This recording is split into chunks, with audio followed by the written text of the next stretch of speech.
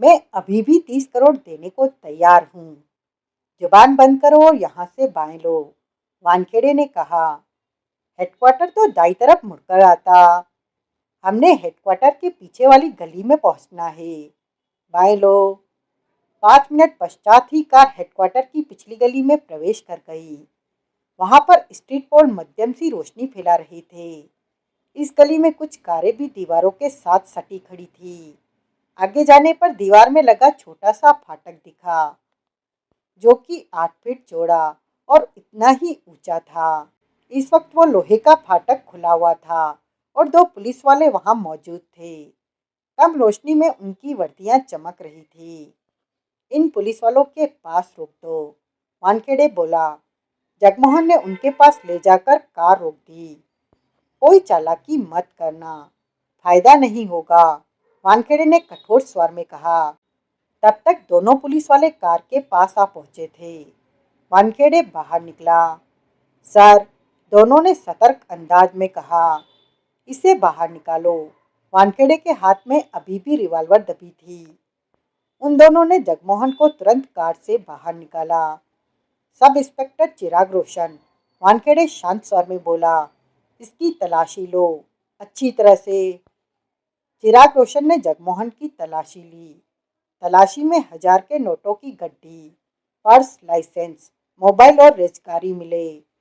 Revolver कहाँ है? वानखेड़े ने जगमोहन से पूछा।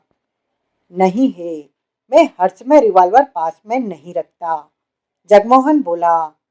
सब इंस्पेक्टर सुशील नाड़ा, अब तुम इसकी तलाशी लो। सुशील नाड़ा ने तलाशी ली, लेकिन कुछ भी नहीं मिला। चिराग, वानखेड़े ने कहा, इस सारे माल को माल खाने में जमा कराकर रसीद लेकर कमिश्नर साहब को दे देना। जी सर। कार के पीछे की सीट पर हथकड़ी पड़ी है, वो इससे लगा दो। सब इंस्पेक्टर सुशील नाड़ा ने जगमोहन को हथकड़ी लगा दी। अब तो खुश हो? जगमोहन ने मुस्कुराकर वानखेड़े से कहा। वानखेड़े कुछ नहीं बोला। तुम्हें हमेशा अफसोस रहेगा कि तुमने 30 करोड़ गवा दिए। इस तरह का अरबों रुपया मैं गवा चुका हूँ, वानखेड़े मुस्कुराया, पर कभी भी मुझे अफसोस नहीं हुआ। चिकने घड़े को पानी का महत्व ही नहीं पता। वानखेड़े के इशारे पर सुशील और चिराग जगमोहन को पकड़े भीतर लेते चले गए। पुलिस हेडक्वार्टर की पहली मंजिल के एक ऐसे कमरे में जगमोहन को रखा गया, जो कि 8 फीट चौड़ा, 8 फीट लंबा था। वहां पर सिंगल बेड लगा था, एक फ्रिज था, टेबल और 2 कुर्सियां थी। कोई खिड़की नहीं थी, एग्जॉस्ट लगा हुआ था। जगमोहन ने मन ही मन सोचा कि पुलिस वालों ने उसे बेहतर कमरा दिया है, वरना सीमेंट के फर्श पर ही लेटना पड़ता। छत पर लगा पंखा मध्यम गति से चल रहा था। 20 मिनट बाद सादे कपड़ों में एक पुलिस वाले ने भीतर प्रवेश किया। खाना खाओगे? उसने पूछा। अभी नहीं, कॉफी लूंगा। ये तुम्हारा घर नहीं है जो अपनी मर्जी से खाना खाओगे, उसने सख्त स्वर में कहा।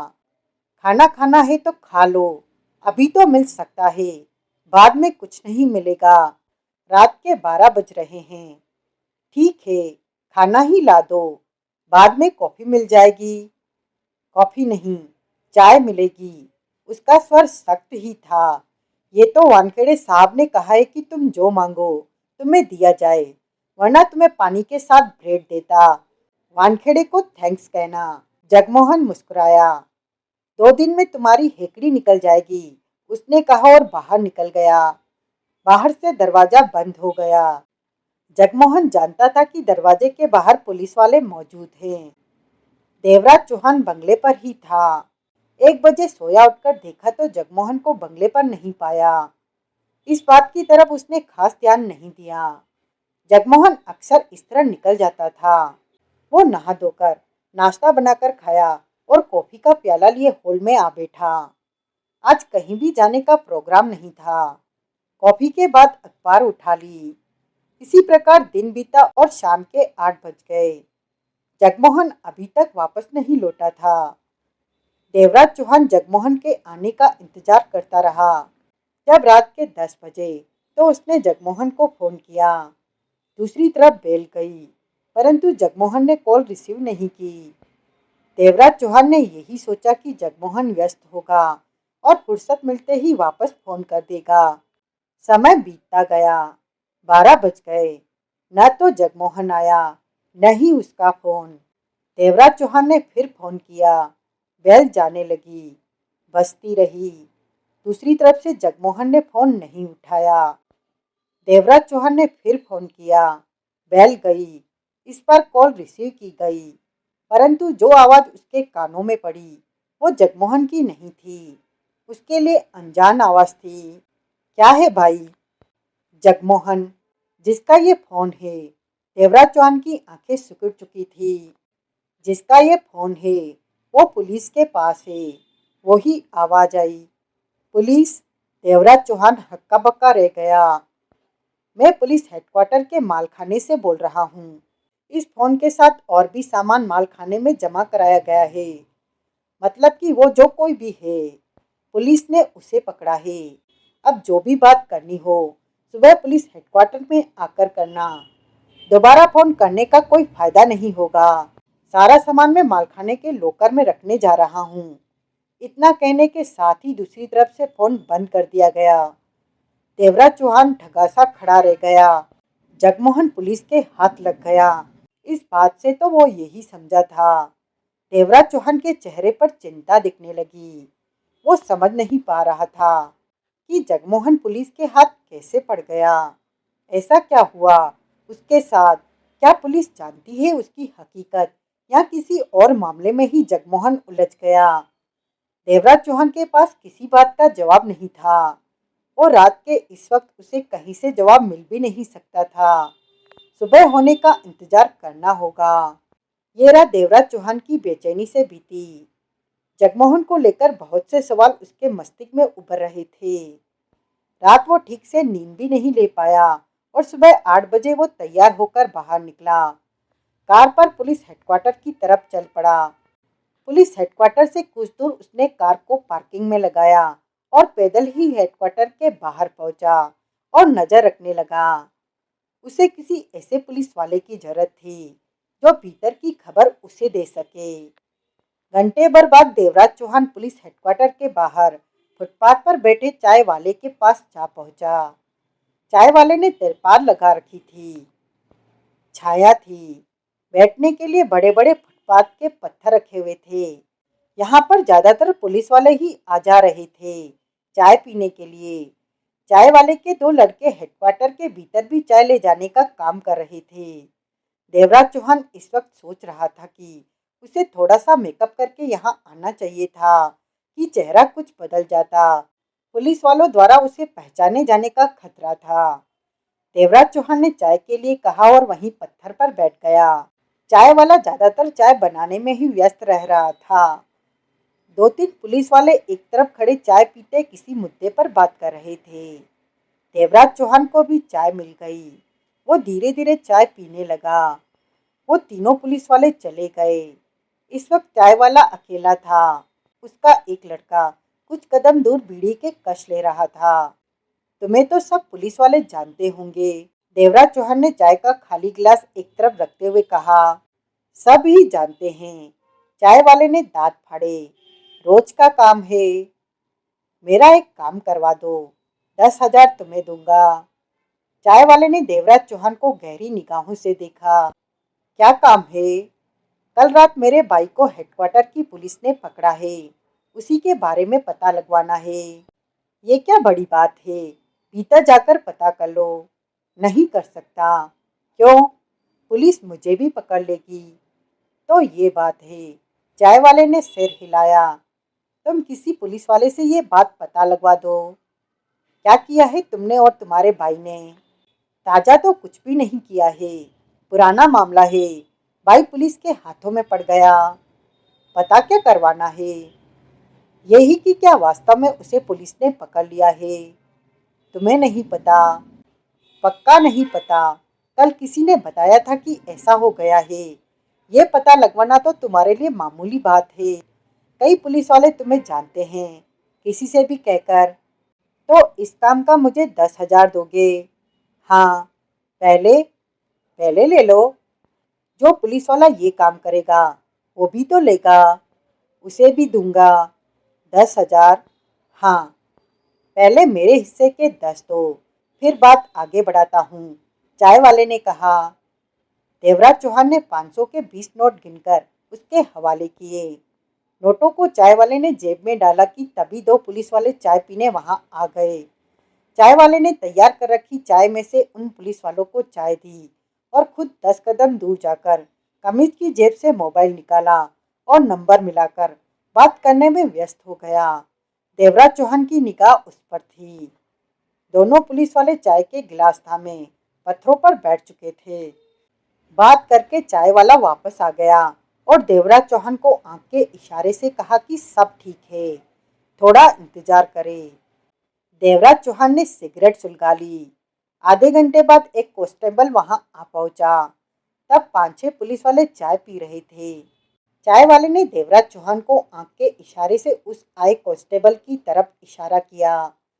देवराज चौहान ने उस कांस्टेबल की तरफ देखा। कांस्टेबल ने भी चाय वाले का इशारा देख लिया था और देवराज चौहान को देखा।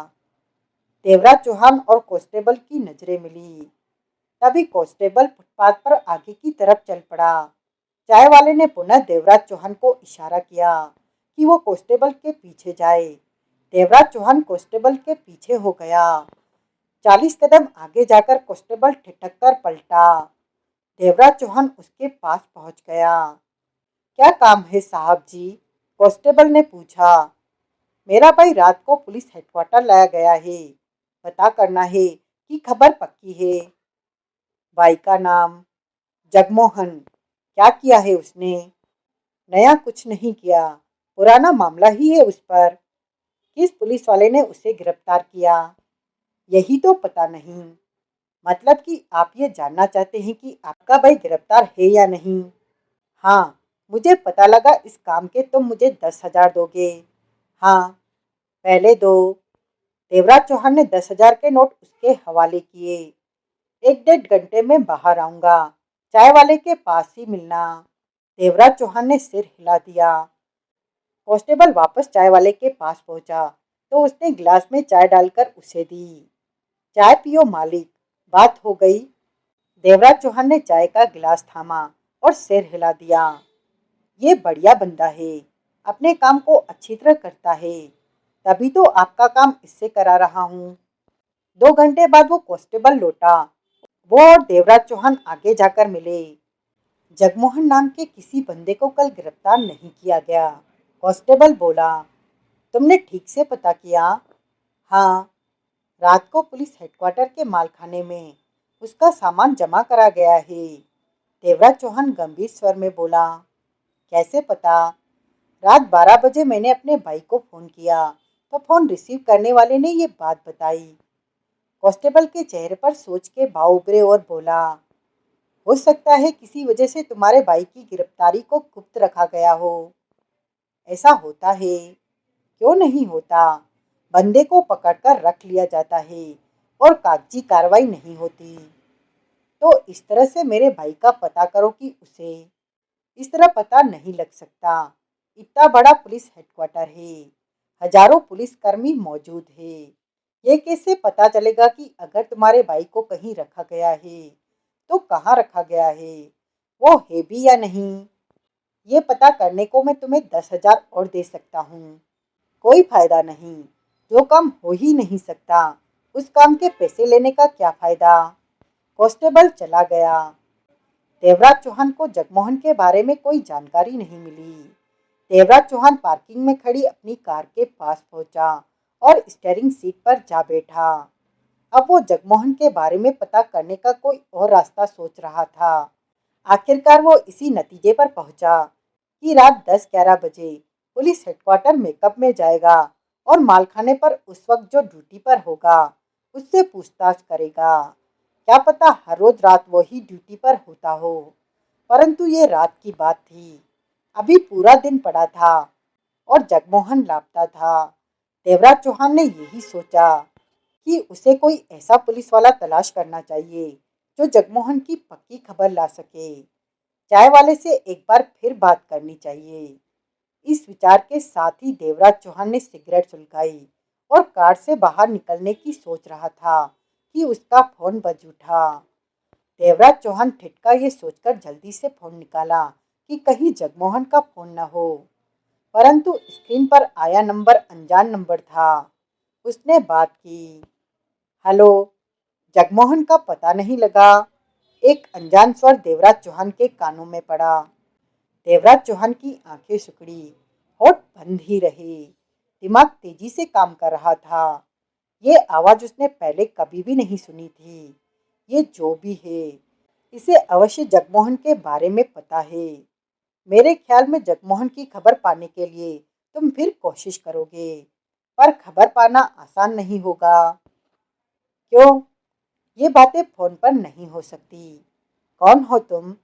देवराज चौहान की आंखें अभी तक सिकुड़ी हुई थी। चंद क्षणों की खामोशी के बाद वो आवाज पुनः कानों में पड़ी। हमें मिलकर बात करनी होगी, तभी तुम्हें और मुझे फायदा होगा। कैसा फायदा? तुम्हें जगमोहन मिल सकता है और मैं जो काम कराना चाहता हूँ वो पूरा हो जाएगा। तुम हो कौन?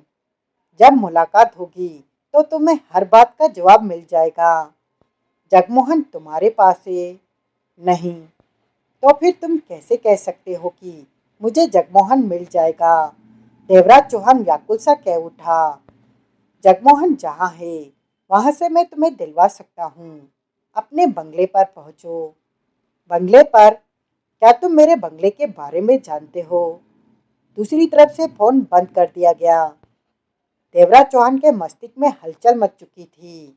उसे फोन करने वाला कौन है जो उसके बंगले की खबर रखता है, जो ये भी जानता है कि वो जगमोहन की खबर पाने की कोशिश में है, जो ये भी जानता है कि जगमोहन कहाँ है और वो उसका फोन नंबर भी जानता है। देवराज चौहान को फौरन इस बात का एहसास हो गया कि उस पर नजर रखी जा रही है। ये सोच मस्तिष्क में आते ही वो फौरन कार से बाहर निकला और आसपास नजरें दौड़ाई। हर तरफ पार्क हुई कारें खड़ी थी। पार्किंग वाले लड़के दो तीन दिखे, परंतु ऐसा कोई भी नहीं दिखा कि सोच सके वो उस पर नजर रखता हो सकता है। देवराज चौहान कार में बैठा, गाड़ी स्टार्ट की और पार्किंग से बाहर लेता चला गया। वो बंगले पर पहुंच के देखना चाहता था कि उसे फोन करने वाला कौन है, वो क्या चाहता है, वो अपने किस काम का जिक्र कर रहा था। खासतौर से वो जगमोहन के बारे में जानकारी रखता है और उसे बताएगा कि जगमोहन कहाँ पर है। देवराज चौहान का मस्तिष्क बुरी तरह उलझ चुका था। देवराज चौहान बंगले पर पहुंचा। कार को पोर्च में खड़ा करने के बाद मेन दरवाजे पर पहुंचा तो उसे लॉक पाया। कमरे के नीचे से चाबी निकालकर उसने दरवाजा खोला और भीतर प्रवेश करके ठिठका।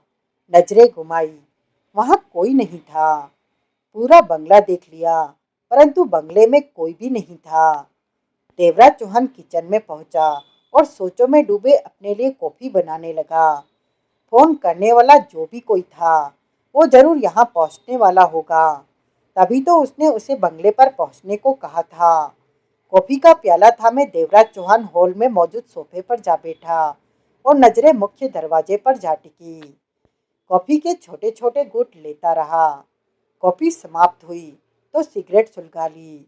उसे सिर्फ जगमोहन की चिंता थी। इतना तो उसे महसूस हो ही गया था कि जगमोहन किसी मुसीबत में जा फंसा है। वो जानकारी पाना चाहता था कि जगमोहन के साथ क्या हुआ। 2 घंटे बीत गए, परंतु वहां कोई नहीं पहुंचा। तो देवराज चौहान ने जेब से फोन निकाला और वो नंबर निकाला जिससे उसे फोन किया गया था। उस नंबर पर कॉल की। दूसरी तरफ बेल जाने लगी। बेल बजती रही, बंद हो गई। कॉल रिसीव नहीं की गई। देवराज चौहान ने फोन वापस जेब में रखा। चेहरे पर गंभीरता ठहरी हुई थी। उसी पल कार के इंजन की आवाज कानों में पड़ी। कोई कार बंगले के भीतर प्रवेश कर आई थी। देवराज चौहान सतर्क हो गया।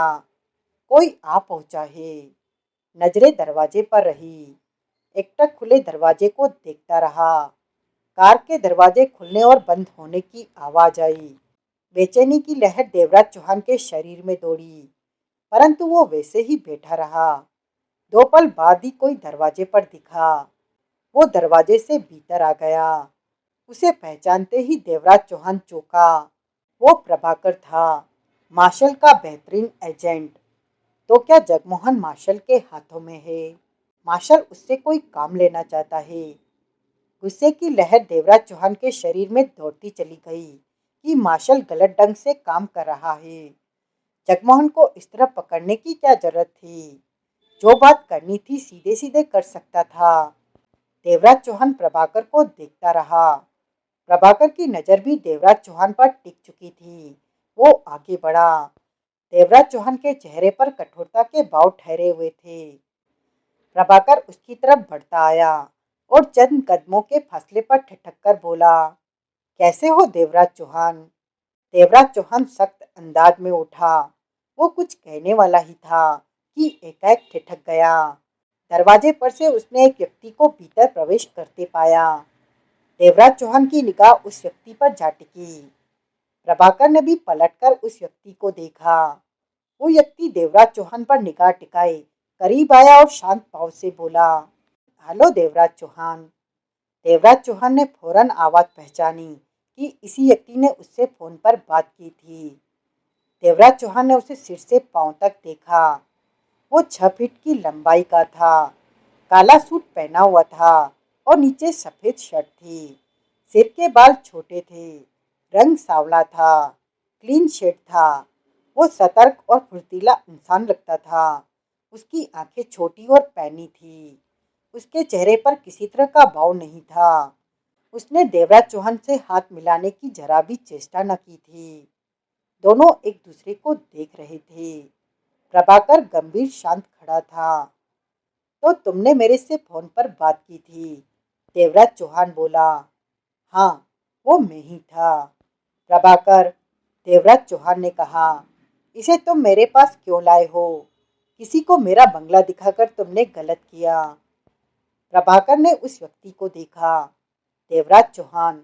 वो व्यक्ति हौले से सिर हिलाकर बोला, मैं मार्शल हूँ। मार्शल? देवराज चौहान के चेहरे पर अजीब से भाव उभरे। तुम मार्शल नहीं, मार्शल तो कोई दूसरा था।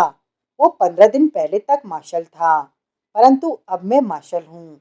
वो बोला, ये ये कैसे हो सकता है? हो चुका है, उसने कहा। जैसा कि तुम जानते ही हो कि मार्शल एक ओहदे का नाम है। हमारी जासूसी एजेंसी के चीफ को मार्शल कहा जाता है। 15 दिन से मैं ही मार्शल हूँ। पहले वाला कहाँ गया? मर गया, मार्शल ने शांत स्वर में कहा। वो अपने घर में मरा पाया गया। गोलियों से उसका शरीर भूना पड़ा था। किसी ने नहीं देखा कि मार्शल का ये हाल किसने किया। परंतु मरने से पहले मार्शल ने सिर्फ 1 मिनट भर पहले एजेंट देवेन नागर से बात की थी। फोन की कॉल डिटेल से ये बात स्पष्ट है। जब मार्शल ने देवेन नागर से बात की, तब हत्यारे उसे घेरे खड़े थे। किसी तरह से वो मार्शल की हकीकत से वाकिफ हो गए थे और उसे मारने उसके घर पहुंच गए। तब उसके बच्चे घर पर नहीं थे और पत्नी मोहल्ले में हो रहे कीर्तन पर गई हुई थी। इस तरह तुम्हारे जानने वाला वो मार्शल जिंदा नहीं रहा। ओ, देवराज चौहान ने गहरी सांस ली। सुनकर अफसोस हुआ। वो अच्छा इंसान था। किसी ने कुछ नहीं कहा। देवेन नागर कौन है? देवराज चौहान ने मार्शल को देखा। मार्शल ने दोनों हाथ पैंट की जेब में डाले और कह उठा, अब हमें जगमोहन के बारे में बात करनी चाहिए। आओ, बैठो मार्शल। देवराज चौहान सोफों की तरफ पलटा। दोनों सोफे पर जा बैठे। प्रभाकर सतर्क अंदाज में इधर उधर देखता टहलने लगा। जगमोहन तुम्हारे पास है? देवराज चौहान ने पूछा। नहीं, पुलिस के पास है। पुलिस के? इंस्पेक्टर पवन कुमार वानखेड़े ने कल काफी लंबी कोशिश के बाद जगमोहन को गिरफ्तार कर लिया। वानखेड़े? देवराज चौहान के होठों से निकला। जगमोहन को इस वक्त पुलिस हेडक्वार्टर में रखा हुआ है। गुप्त तौर पर उसकी गिरफ्तारी दर्ज नहीं की गई। ऊपर से मैंने ये बात कहलवा दी थी कि जगमोहन को पुलिस सुरक्षित रखे, उससे कोई पूछताछ न हो। तुमने ऐसा क्यों किया मार्शल? कल सुबह से ही मेरे 2 एजेंट इस बंगले की निगरानी पर थे। मैं ये जानना चाहता था कि तुम और जगमोहन यहाँ मौजूद हो कि नहीं। जब जगमोहन बाहर निकला तो मेरा एक एजेंट उसके पीछे लग गया। दूसरा बंगले के बाहर ही रहा कि तुम्हारे बारे में जानकारी पा सके। ये बात तो मुझे फ़ोन करके भी पूछी जा सकती थी। मैंने फ़ोन करने की जरूरत नहीं समझी, क्योंकि मैं देवेन नागर के मामले में उलझा इतना व्यस्त था कि एक पल की भी मुझे फुर्सत नहीं थी। जो एजेंट जगमोहन के पीछे था, उसने रात को बताया कि किस तरह इंस्पेक्टर वानखेड़े ने जगमोहन को गिरफ्तार कर लिया है।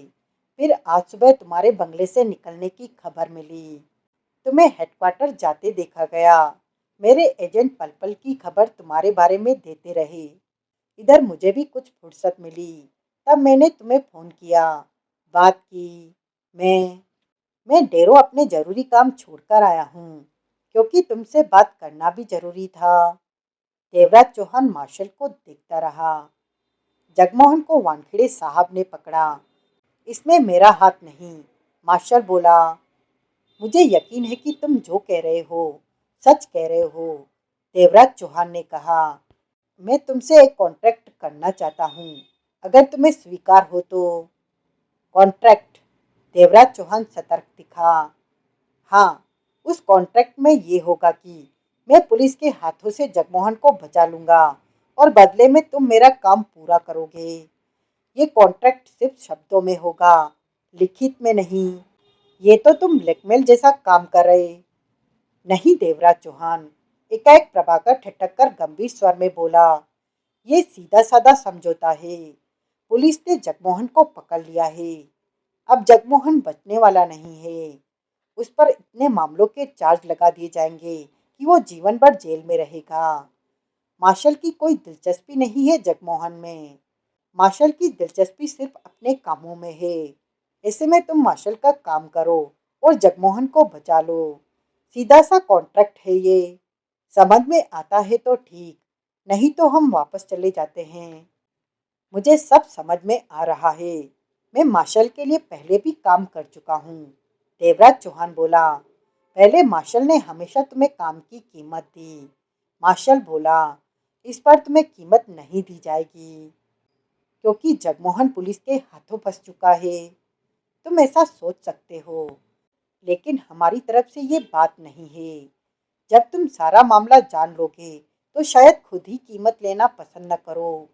मार्शल ने गंभीर स्वर में कहा, ये तुम्हारी और मेरी पहली मुलाकात है देवराज चौहान, इसलिए मैं तुम्हारे पास ज़्यादा वक्त लगा रहा हूँ, वरना मेरे पास इतना वक्त नहीं होता। मार्शल दो शब्दों में अपनी बात पूरी करता है, जवाब दो। तुम्हारे पास एजेंटों की कमी है? देवराज चौहान ने पूछा। नहीं। तो फिर मेरे से क्यों काम लेना चाहते? तुम बेहतरीन सिपाही की तरह काम करते हो। बेशक तुम डकैती मास्टर हो, लेकिन तुम में एजेंट होने के बहुत गुण है। मैंने तुम्हारा हर काम वो पढ़ा है जो आज तक तुमने मार्शल के लिए किया है। रिकॉर्ड से मैंने उन सब केसों की फाइलें निकलवाई हैं, और इस काम के लिए मैंने तुम्हें पसंद किया है। जहाँ पर मैं तुम्हें भेजना चाहता हूँ, वहाँ पर कोई है जो हमारे एजेंटों की पहचान रखता है। 15 दिनों में वहाँ हमारे 18 एजेंट मारे जा चुके हैं। इधर मार्शल को शूट कर दिया गया, तो ये मामला मार्शल की मौत से वास्ता रखता है? देवराज चौहान ने पूछा। हाँ, तो ये मामला देवन नागर से भी वास्ता रखता है, जिसका तुम नाम ले रहे थे। मार्शल ने सहमति से सिर हिलाया। देवेन नागर है कौन? सब तुम्हें पता चल जाएगा, मार्शल कहते हुए उठा। मुझे तुम्हारा जवाब चाहिए, हाँ या ना। हाँ। देवराज चौहान भी खड़ा हो गया। वो गंभीर था। मुझे जगमोहन को भी बचाना है, और ये भी देखना है कि मार्शल की हत्या करने वाला कौन है। मैं तुम्हारे कॉन्ट्रैक्ट को स्वीकार करता हूँ मार्शल। मैं जानता था कि तुम इनकार नहीं करोगे। यहीं पर रहो, मेरा एक एजेंट कुछ देर में तुम्हें लेने आएगा। और जगमोहन? अगले 3 घंटों में जगमोहन मेरी कस्टडी में मेरे ठिकाने पर होगा। जगमोहन से मिलकर मुझे अच्छा लगेगा। तुम मिल नहीं सकोगे देवराज चौहान। मार्शल ने इनकार में सिर हिलाया। मेरा काम पूरा करने से पहले तुम जगमोहन से बात नहीं कर सकते। उसे देख अवश्य सकते हो। ऐसा क्यों? देवराज चौहान ने मार्शल की आंखों में देखा। ये बातें हमारे कॉन्ट्रैक्ट में समझो। मेरा काम करो और जगमोहन को वापस ले लो। ये भी तो हो सकता है कि इस काम में मैं जगमोहन को अपने साथ रखना चाहूँ। उसकी फिक्र मत करो। जगमोहन से कहीं बेहतर मेरे आदमी तुम्हारे साथ होंगे। मार्शल ने कहा और पलटकर दरवाजे की तरफ बढ़ता चला गया। प्रभाकर उसके पीछे चल पड़ा। देवराज चौहान ने सिगरेट सुलगाई और सोफे पर जा बैठा। चेहरे पर सोच के गंभीर भाव स्पष्ट नजर आ रहे थे। अब वो जगमोहन की चिंता में नहीं था। वो जानता था कि मार्शल अपना काम पूरा करेगा। जगमोहन मार्शल के पास सुरक्षित पहुंच जाएगा। ऐसे में इस वक्त देवराज चौहान मार्शल के बारे में सोच रहा था। उस मार्शल के बारे में जिसकी हत्या हो चुकी है। उस मार्शल का चेहरा देवराज चौहान की आंखों के सामने आ रहा था। 2 घंटे बाद देवराज चौहान मार्शल के ठिकाने पर मौजूद था। मार्शल का एक एजेंट उसे बंगले से ले गया था। हमेशा की तरह उसकी आंखों पर पट्टी बांधी गई थी। कार के शीशे काले थे। इस बार 1 घंटे के सफर के बाद मार्शल के ठिकाने पर पहुंचा था। देवराज चौहान जानता था कि कार को यूं ही सड़कों पर घुमाया जाता रहा है कि उसे रास्तों का पता न चल सके। ठिकाने पर पहुंचकर एक अन्य एजेंट ने उसे रुमाल दिया। आंखों का कपड़ा न खोलने की हिदायत दी और उसकी कलाई थामे कुछ रास्तों को पार करके वे लिफ्ट में पहुंचे और लिफ्ट ऊपर की तरफ सरकने लगी। देवराज चौहान ने खामोशी ओढ़ रखी थी। लिफ्ट रुकी। वो एजेंट देवराज चौहान की कलाई थामे बाहर निकला और उसने आंखों की पट्टी उतार दी। देवराज चौहान ने फौरन नजरें घुमाई। वो ही जगह, वो ही ठिकाना था। यहाँ वो कई बार पहले भी आ चुका था। बदलाव था तो सिर्फ इतना कि मार्शल वो नहीं था, कोई और था। अब इस तरफ आओ, उस एजेंट ने कहा। देवराज चौहान उसके साथ चल पड़ा।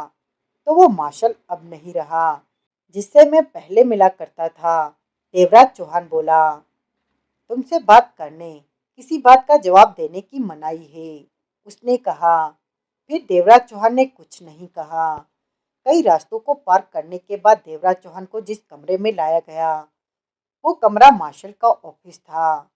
देवराज चौहान यहाँ कई बार आ चुका था। सब कुछ वैसा ही था। देवराज चौहान ने हर तरफ नजरें घुमाई। मार्शल की टेबल पर निगाह टिकी जहाँ 2 इंटरकॉम, 2 फोन पड़े थे। उधर कुर्सी पर बैठ जाओ, एजेंट ने कहा। किसी चीज को टच नहीं करना। तुम इस वक्त कैमरे की निगरानी में हो। तुम्हारी हर हरकत देखी जा रही है। देवराज चौहान आगे बढ़कर कुर्सी पर बैठ गया। एजेंट बाहर निकल गया। दरवाजा बंद हो गया। देवराज चौहान ने सिगरेट सुलगा ली। चेहरे पर गंभीरता थी। जगमोहन के बारे में सोच रहा था कि उसे पुलिस के हाथों से हर कीमत पर निकालना है, बचाना है, वरना उसकी सारी उम्र जेल में ही बीतेगी।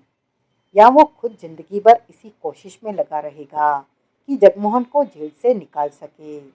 ऐसे में जगमोहन को बचाने का सबसे आसान सौदा था कि मार्शल जो चाहता है उस काम को पूरा कर दे, मार्शल के कॉन्ट्रैक्ट पर काम करे। 10 मिनट बाद ही वो एजेंट कॉफी का प्याला लिए भीतर आया। मार्शल कहाँ है? देवराज चौहान ने कॉफी का प्याला लेते हुए पूछा।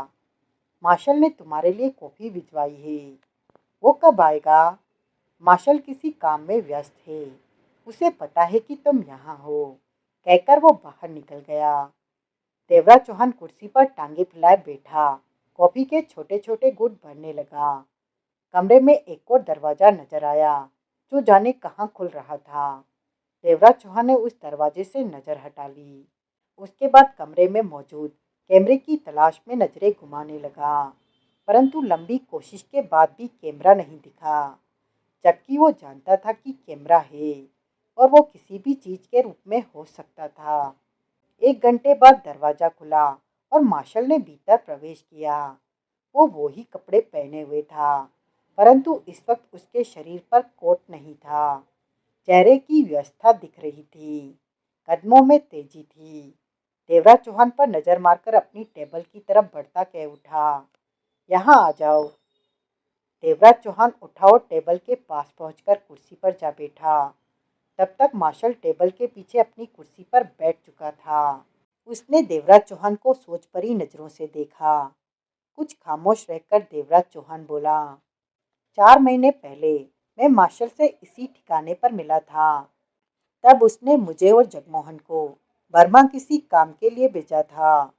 ये जानने के लिए पढ़ें पूर्व प्रकाशित उपन्यास शूट आउट इन बर्मा। पढ़ें। तब मैं नहीं जानता था कि अब उस मार्शल से कभी भी मुलाकात नहीं होगी। मार्शल खामोश रहा। जगमोहन कहाँ है? देवराज चौहान ने पूछा। मार्शल ने तुरंत इंटरकॉम का रिसीवर उठाकर एक बटन दबाया। सतनाम, जगमोहन आ गया। रिसीवर मार्शल के कान से सट चुका था। उधर से कुछ कहा गया। फिर रिसीवर रखता मार्शल बोला, रास्ते में है, 15 मिनट में वो यहाँ होगा। वानखेड़े जगमोहन को छोड़ने को तैयार नहीं था। वो नहीं जानता कि हम लोग कौन हैं, ये सब क्यों किया जा रहा है। वो सोचता है कि देवराज चौहान अपनी पहुंच से जगमोहन को छुड़ा रहा है। कठिनता से उसे समझाया गया कि ऐसा कुछ नहीं है। जो भी हो रहा है देश के हित के लिए हो रहा है। देवराज चौहान की निगाह मार्शल पर थी। देवराज चौहान, मार्शल गंभीर स्वर में बोला, मैंने तुम्हारे कारनामों को फाइल में दर्ज पढ़ा है या प्रभाकर के मुंह से सुना है। परंतु मैं स्वयं तुम्हें पहली बार काम में ले रहा हूँ और ये काम अन्य कामों से जुदा है। क्या मैं तुम पर भरोसा कर सकता हूँ या कहाँ तक भरोसा करना जायज होगा? तुम मुझ पर भरोसा कर सकते हो, देवराज चौहान बोला। कहाँ तक? ये बात पहले वाले मार्शल ने मुझसे कभी नहीं पूछी। शायद इसलिए कि उसने स्वयं तुम्हें तलाशा था, जबकि मैं जल्दबाजी में तुमसे मिला और अब काम लेने वाला हूँ। तुम मशहूर डकैती मास्टर हो। ऐसे लोगों का भरोसा करना ठीक नहीं होता मेरी नज़रों में। परंतु पहले वाले मार्शल ने अवश्य तुम में कोई खास बात देखी होगी जो तुमसे कई बार काम लिया और तुमने और जगमोहन ने हर बार काम को पूरा किया। अपनी जान भी खतरे में डाली पर काम पूरा किया। यही खास बात है जिसने मुझे तुम्हारी तरफ आकर्षित किया है कि तुम में जरूर कोई खास बात है। देवराज चौहान की निगाह मार्शल पर रही।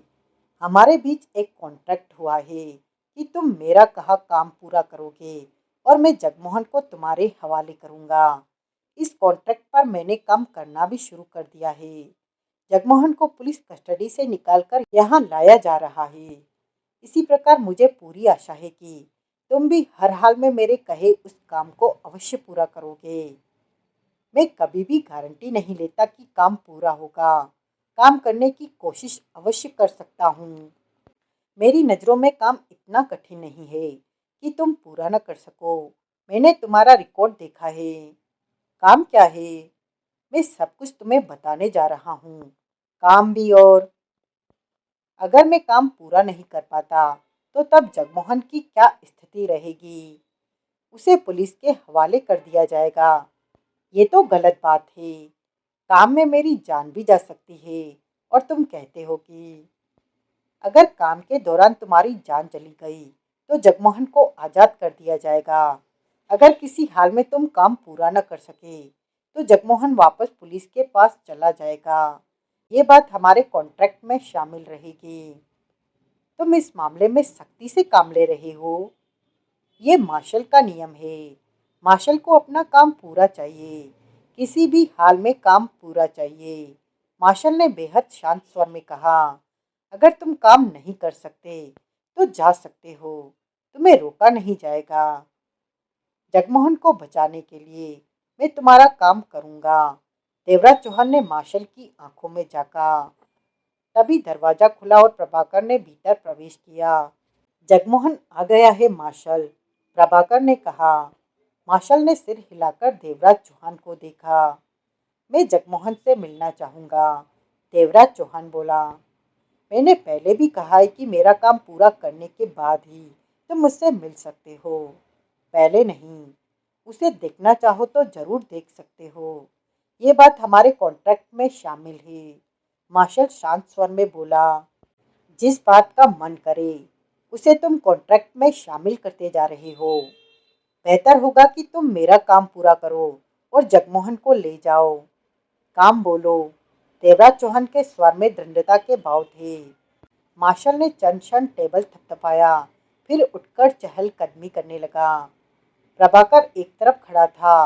वो कह उठा, चाय, कॉफी, कोल्ड ड्रिंक या कुछ और लेना? मैं सिर्फ काम के बारे में जानना चाहता हूँ, देवराज चौहान बोला। देवराज चौहान, मार्शल ने गंभीर स्वर में कहा, पाकिस्तान कश्मीर के नाम पर हमें लंबे वक्त से तंग करता आ रहा है। अब इस बात की हद हो गई है कि वो कश्मीर के नाम पर आतंकी हिंदुस्तान में बराबर भेजने लगा है। कश्मीर की आड़ में वो हिंदुस्तान में आतंक फैलाना चाहता है। इसके लिए पाकिस्तान के आतंकी दलों को भरपूर सहायता दी जाती है। पाकिस्तान सरकार की तरफ से ये सब करके सत्ता पर बैठे पाकिस्तानी नेता अपने पैर मजबूती से जमाते हैं और पाकिस्तान की जनता को कहते हैं कि हिंदुस्तान पाकिस्तान में आतंकी भेज रहा है, जबकि हमारी रिपोर्ट ये कहती है कि पाकिस्तान की जनता हिंदुस्तान के खिलाफ नहीं है। परंतु नेता भड़काऊ बातें कहकर जनता को हिंदुस्तान के खिलाफ भड़काते हैं। हमें ये बात समझ में आ चुकी है कि पाकिस्तानी नेता हिंदुस्तान का डर पाकिस्तान की जनता को दिखाकर अपनी कुर्सी को कायम रखते हैं। जो भी नेता आता है हिंदुस्तान के खिलाफ बोलना शुरू कर देता है। मतलब कि पाकिस्तान के नेता ही कश्मीर के मुद्दे को उछाले रहते हैं। मुझे पाकिस्तान से क्या मतलब, देवराज चौहान बोला। सुनते रहो, यही मामला है। मैं तुम्हें हर बात बताना चाहता हूँ, क्योंकि अब तुमने पाकिस्तान जाना है। पाकिस्तान, देवराज चौहान की आंखें सिकुड़ी। हाँ, तुमने वहीं पर काम करना है। देवराज चौहान ने कुछ नहीं कहा, मार्शल को देखता रहा। मैं तुम्हें वो बातें बता रहा हूँ जो पहले वाले मार्शल से वास्ता रखती हैं। ये सारा मामला उसी का है। जब मैंने इस मामले को देखा तो तब तक मार्शल की हत्या हो चुकी थी। देवराज चौहान चुप रहा। ये कई सालों पहले की बातें हैं। तब मार्शल को लगा कि पाकिस्तानी नेताओं की सोच को बदलना होगा। इसके लिए पाकिस्तान में एक ऐसा नेता चाहिए जो उसकी योजना के मुताबिक काम करे। ऐसे में मार्शल ने प्लान बनाया कि अपने किसी एजेंट को पाकिस्तान में नेता के रूप में स्थापित करे, जो कि ठीक से काम कर सके। तब मार्शल ने अपने एजेंटों में से देवेन नागर नाम के एजेंट को चुना, जो कि बहुत तेज खतरनाक एजेंट था और वो हमेशा ब्लैक ऑपरेशन को ही अंजाम देता था। ब्लैक ऑपरेशन हम उसे कहते हैं जिसमें बचने के चांसेस न के बराबर होते हैं। देवेन नागर ऐसे कामों को, ऐसे ऑपरेशनों को खुशी से स्वीकार करता था। उसे मौत का डर कभी नहीं रहा। ऐसे में मार्शल ने देवेन नागर को पाकिस्तान भेजने की सोची। मार्शल देवेन नागर को खास इज्जत देता था कि वो सबसे बेहतरीन है। मार्शल ने अपना सारा प्लान देवेन नागर को समझाकर उसे पाकिस्तान पहुंचा दिया। ये बात आज से 6 साल पहले की थी। देवेन नागर के सामने चुनौतियां थी। पाकिस्तान में सबसे पहले उसे पाकिस्तानी साबित करना था खुद को। वहाँ के माहौल में रंग जाना था। इस काम में पाकिस्तान में स्थित हमारे एजेंटों ने भरपूर सहायता की। देवेन नागर ने वहाँ अपना नाम हाजी खान रखा। उसकी हर तरह की पाकिस्तान की पहचान तैयार हो गई। उसके माँ बाप और परिवार भी बन गए। मार्शल के एजेंट इन कामों को पूरा कर रहे थे। देवेन नागर, जो कि हिंदू था, वो धीरे धीरे मुसलमान बनने लगा पाकिस्तान में। साल भर में ही वहाँ के रस्म और रिवाज सीख गया। इस सारे काम में मार्शल का पैसा लग रहा था। देवेन नागर के दोस्त भी बन गए लोकल लोग। वो पूरी तरह पाकिस्तानी परिवेश में डल चुका था। 1.5 साल बाद उसने पाकिस्तानी युवती से निकाह कर लिया। वो एक पुलिस वाले की बहन थी। इस तरह मार्शल का एजेंट पाकिस्तानी जनता का मामूली सा हिस्सा बन गया, जो कि मार्शल के लिए, देवेन नागर के लिए अहम बात थी। इन सब बातों के बाद योजना का पहला चरण पूर्ण हो गया था और अब दूसरा चरण शुरू हो रहा था, जिससे कि देवेन नागर को पाकिस्तान की राजनीति में प्रवेश करना था। इसके लिए पाकिस्तान स्थित मार्शल के एजेंटों ने खूब मेहनत की और पैसा पानी की तरह बहाया। जिसकी वजह से देवेन को एक राजनीतिक पार्टी में एंट्री मिल गई। देवेन को अपना काम करना आता था। पार्टी में एंट्री क्या मिली, वो सफलता की सीढ़ियां चढ़ता चला गया। पार्टी का नामवर व्यक्ति बन गया 1 साल में। वो टीवी पर आने लगा, पोस्टरों में दिखने लगा। राजनीति के मंच पर उसका चेहरा जाना पहचाना बन गया। लेकिन देवेन जानता था कि उसकी मंजिल बहुत आगे है। वो अपनी कोशिशों में लगा रहा। देवेन को और आगे बढ़ाने के लिए मार्शल ने प्लान तैयार किया और पाकिस्तान में उस वक्त देवेन पर हमला करवा दिया जब वो हजारों की भीड़ के सामने मंच पर खड़ा भाषण दे रहा था। तब एक गोली उसकी बाह में लगी, एक गोली वहां खड़े कार्यकर्ता को लगी और एक गोली पीछे कुर्सियों पर बैठे नेताओं में से एक नेता को लगी। ये काम मार्शल के एजेंटों ने किया था। कोई पकड़ में नहीं आया। परंतु इस हमले के बाद देवेन पार्टी का हीरो बन गया। इसका फायदा पार्टी ने खूब उठाया और देवेन उर्फ हाजी खान को इलेक्शन लड़ने के लिए टिकट दे दी। हमले की खबर पाकिस्तानी मीडिया में खूब उछली और पार्टी वालों ने सत्ता पर बैठी पार्टी की तरफ उंगली उठाई कि हमला उन्होंने करवाया है। सहानुभूति देवेन के साथ थी और 2 महीने बाद हुए इलेक्शन में भारी वोटों से वो विजयी हुआ। अब देवेन को मंजिल मिलती दिखाई देने लगी। मार्शल के प्लान के तहत देवेन को शीर्ष का नेता बनना था। तभी जनता को वो समझा सकता था कि हिंदुस्तान उनका अपना है। अगर समझो तो दुश्मनी कहीं भी नहीं है। देवेन अब पाकिस्तान के सत्ता गलियारे में दिखाई देने लगा। उसे सुरक्षा में कमांडोज दिए गए, गाड़ियां मिली, बंगला मिला। यहाँ तक पहुँचने में देवेन को 4.5 साल लग गए थे। इस बीच वो मंच पर, टीवी पर अक्सर भाषण देने आता रहा। परंतु मार्शल के कहने पर भी उसने वैसा भाषण नहीं दिया जैसा कि उसे कहा गया था। क्यों? देवराज चौहान के होठों से निकला। मार्शल स्वयं उलझन में था कि देवेन ऐसा क्यों नहीं कर रहा। तुम्हें कैसे पता कि मार्शल उलझन में था? मार्शल ने किसी को नहीं बताया। नहीं बताया। ऐसी बातें किसी से शेयर नहीं की जाती। मार्शल ठिठक कर अपनी कुर्सी पर जा बैठा और देवराज चौहान को देखता बोला, तुम जानते हो कि आमतौर पर ऑफिस का रिकॉर्ड फाइलें बनाकर रखा जाता है, परंतु हमारे यहाँ फाइलें नहीं होती। मार्शल को अपनी रिपोर्ट में जो भी कहना होता है वो रिकॉर्डिंग के जरिए कहता है। इससे कहने में वक्त भी बचता है और रिकॉर्ड रूम में रिकॉर्डिंग सीडी रखने के लिए ज़्यादा जगह भी नहीं चाहिए होती। मतलब कि मार्शल हमेशा अपनी रिपोर्ट रिकॉर्ड करता था। बोलकर देवराज चौहान ने कहा, हाँ, तो तुमने देवेन के केस की सीडी सुनकर इस मामले को जाना? मार्शल ने अपना सिर हिलाया। तुम ये सारा मामला मुझे इतने खुलासा तौर पर क्यों बता रही हो? ताकि तुम्हें पता चल सके कि तुम किसके खिलाफ काम करने के लिए पाकिस्तान जा रही हो। वो वहां पर क्या दमखम रखता है और क्या कर जाने का वो हौसला रखता है। देवराज चौहान ने कुछ नहीं कहा। उसके बाद देवेन मार्शल की कॉल को रिसीव करने में आनाकानी करने लगा। कभी रिसीव कर भी लेता तो व्यस्त होने की कहकर फोन बंद कर देता। हालत ये हो गई थी कि मार्शल पाकिस्तान स्थित अपने एजेंटों के द्वारा देवेन से बात करने लगा, जिसमें कि काफ़ी समस्या आने लगी। तो ऐसा कहा जाए कि देवेन को पाकिस्तानी जिंदगी रास आने लगी। देवराज चौहान कह उठा, तुमने सही कहा। प्रभाकर कह उठा। देवराज चौहान ने प्रभाकर को देखा। तब मार्शल इस मुद्दे पर कभी कभी मेरे से बात कर लिया करते थे। प्रभाकर बोला, देवेन को लेकर पाकिस्तान का जो भी प्लान मार्शल ने बनाया उसमें वो मेरे से विचार विमर्श करते रहते थे। देवराज चौहान ने कुछ नहीं कहा। देवेन का व्यवहार देखकर मार्शल उस पर सख्ती बरतने की सोच ही रहा था कि उन्हीं दिनों देवेन के पाकिस्तानी माँ बाप, जिसका इंतजाम मार्शल के एजेंटों ने किया था, की हत्या हो गई। वो तब अपने पुराने घर पर ही मौजूद थे। तब देवेन अपनी पत्नी के साथ सरकारी बंगले पर रहता था। मोटरसाइकिल पर 2 युवक उस घर में आए और आदमी औरत को गोलियों से भूनकर भाग गए। ये खतरनाक हादसा था। ऐसा नहीं होना चाहिए था।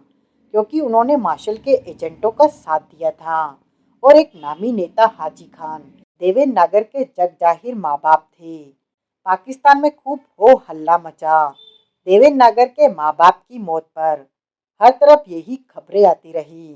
देवेंद्र नागर यही बयान देता रहा कि विरोधियों के इशारे पर उसके माँ बाप की हत्या की गई है। हत्यारे नहीं पकड़े गए।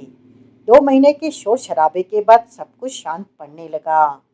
लेकिन मार्शल परेशान था कि देवेंद्र नागर के माँ बाप की हत्या कौन कर सकता है।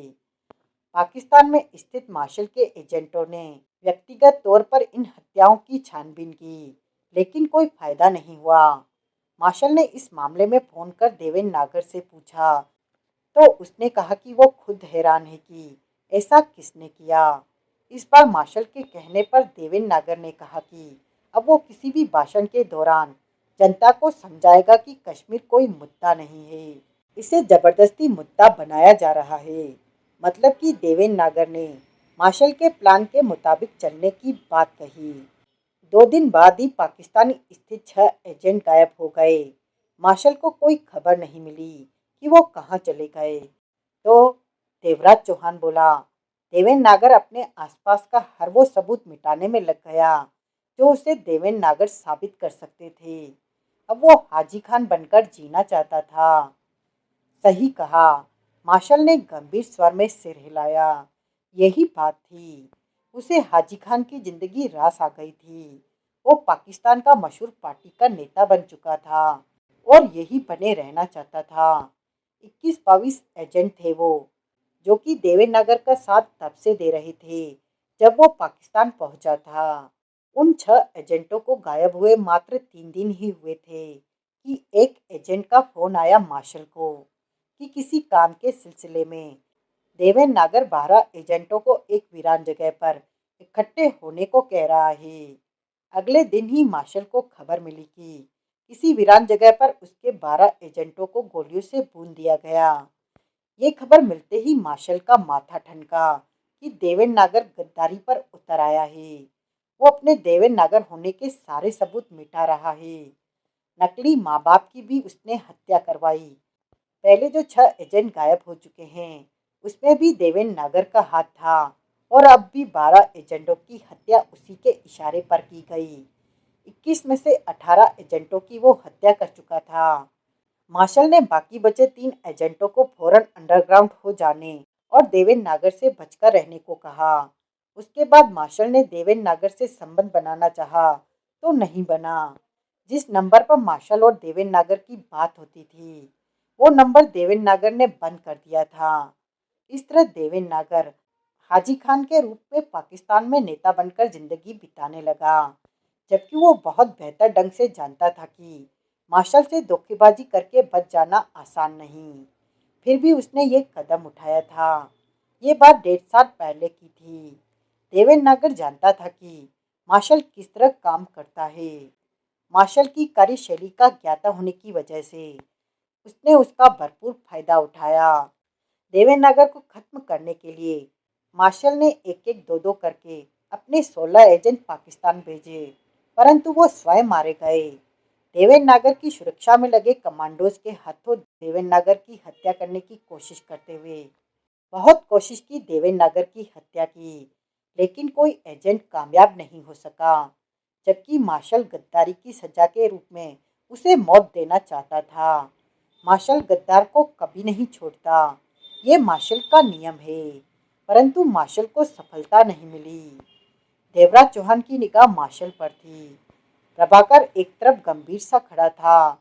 मार्शल कुर्सी से उठा और चहलकदमी करने लगा। आज से 20 दिन पहले मार्शल ने पुनः कहना शुरू किया। मार्शल तब अपने घर पर था। उस वक्त घर में सिर्फ नौकरानी थी। परिवार के लोग बाहर गए हुए थे कि 5 आदमी घर में प्रवेश कर आए। नौकरानी तब दूसरे कमरे में थी। वो उन 5 को रिवॉल्वर निकालते पाकर डर गई और एक अलमारी के पीछे छुप गई। आगे की सब बातें नौकरानी के बयान पर आधारित है जो उसने सुनी। वो 5 उस मार्शल से कह रहे थे कि ये भी कहा कि उन्हें देवेंद्र नागर ने भेजा है। फिर फोन पर मार्शल से देवेंद्र नागर की बात कराई गई। नौकरानी ने मार्शल को कहते सुना कि तुम मुझे मार नहीं सकते देवेन। तुम गद्दार हो और तुम्हें इसकी सजा मिलकर रहेगी। यानी कि ये बात स्पष्ट हो गई है कि मार्शल ने देवेन नागर से बात की थी और तभी मार्शल को शूट कर दिया गया। वो पांचों मार्शल को मारकर वहां से चले गए। नौकरानी डर से तब तक वहां छिपी कांपती रही जब तक कि घर के लोग वापस न आ पहुंचे। देवेन नागर को कैसे पता था कि मार्शल कहाँ रहता है, जबकि मार्शल की हकीकत तो कोई भी नहीं जानता। देवराज चौहान ने कहा, यह खतरनाक बात थी कि मार्शल का कोई एजेंट उसके घर परिवार के बारे में जानता है। ये हमें भी नहीं पता चल सका कि देवेन नागर को मार्शल के घर के बारे में कैसे पता चला। मार्शल ने गंभीर स्वर में कहा, परंतु हमारे लिए बहुत ही गंभीर बात है कि हमारा एजेंट गद्दारी पर उतर आए, अपना मिशन भूलकर ऐशो आराम में खो जाए और जब उसे सजा देने की कोशिश की जाए तो वह मार्शल की हत्या कर दे। तो तुम मार्शल की हत्या का बदला लेना। नहीं, हमारी संस्था में बदले जैसी भावना से काम नहीं किया जाता। हम सिर्फ काम करते हैं, वो काम जो जरूरी हो। देवेन नागर ने देश से गद्दारी की है। वो हमारे 30 से ऊपर एजेंटों की हत्या कर चुका है और हमारे एजेंट उसे मारने की कोशिश में मारे जा रहे हैं। ये बात नहीं है कि हमारे एजेंट सफल नहीं होंगे, जरूर सफल हो जाएंगे, लेकिन मैं और एजेंटों को खोने के हक में नहीं हूँ। देवेन नागर की हत्या तुम आसानी से कर सकते हो। आसानी से? देवराज चौहान ने मार्शल को देखा। शायद आसानी से। कैसे? देवेन नागर शैतानी दिमाग रखता है और तुम शातिर हो। शातिर इंसान शैतान दिमाग का मुकाबला कर सकता है। तुम अपराधी हो, डकैती मास्टर हो। जो कार्यशैली, जो दिमाग तुम रखते हो वो मेरे एजेंटों के पास नहीं है। मैं इस नतीजे पर पहुंच चुका हूं कि तुम जैसा आदमी ही देवेन नागर पर काबू पा सकता है। मार्शल बोला, ये जरूरी नहीं। मैंने पहले भी कहा है कि कोशिश कर। जगमोहन की आज़ादी के लिए तुम ये काम अवश्य पूरा करोगे। मार्शल ने सख्त स्वर में कहा, पूरी कोशिश करूंगा। देवराज चौहान गंभीर हो गया। मैं पाकिस्तान कैसे जाऊंगा? तुम्हारा सफर आज से ही शुरू हो जाएगा। कल रात तुम्हें सीमा पार करा दी जाएगी। देवेन नागर पाकिस्तान के किस शहर में? इस्लामाबाद। वहाँ क्या मैं अकेला होऊंगा? तुम्हें इस्लामाबाद के एजेंटों के नाम, फोन नंबर और कोडवर्ड दे दिए जाएंगे। जब भी जरूरत समझो उन्हें फोन कर सकते हो। वो हर तरह से तुम्हारी सहायता करेंगे, रुपए से, हथियारों से, जैसी भी सहायता तुम चाहो। वो विश्वासी हैं? पूरी तरह। देवेन नागर उनके बारे में नहीं जानता? नहीं, उनमें से आधे नए स्थापित किए एजेंट हैं और कुछ पाकिस्तान के दूसरे शहरों से इस्लामाबाद आ पहुंचे हैं मेरे इशारे पर। तुम्हारे लिए पूरी तैयारी कर ली गई है। मुझे पता था कि तुम ये काम करने को तैयार हो जाओगे। मुझे जगमोहन की चिंता है। काम की चिंता करो, पूरा करो और जगमोहन को वापस ले लो। पाकिस्तान में देवेन नागर का नाम हाजी खान है। हाँ, तुम पाकिस्तान में उसका भांडाफोड़ कर सकते हो कि वो पाकिस्तानी नहीं, हिंदुस्तानी। हम उसे शूट कर देना चाहते हैं। मार्शल ने सख्त स्वर में कहा, हिंदुस्तान में उसका घर परिवार होगा, माँ बाप हैं, भाई बहन है। उसका क्या फायदा? हमें उनसे कोई मतलब नहीं।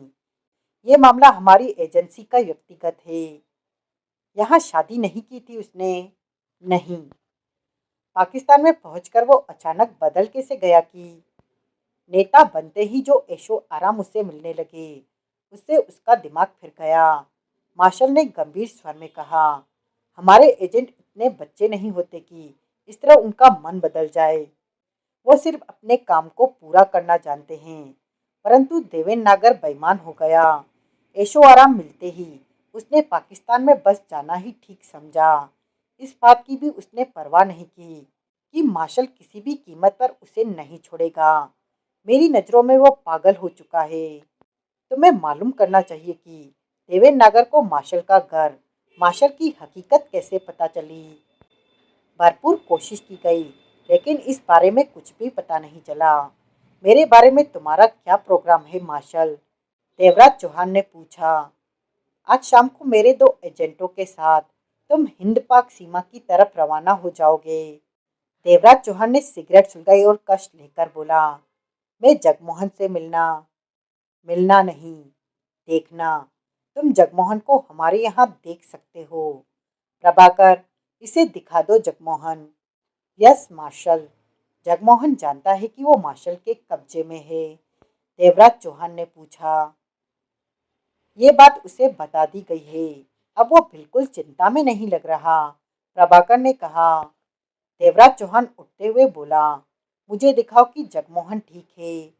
प्रभाकर और देवराज चौहान बाहर निकल गए।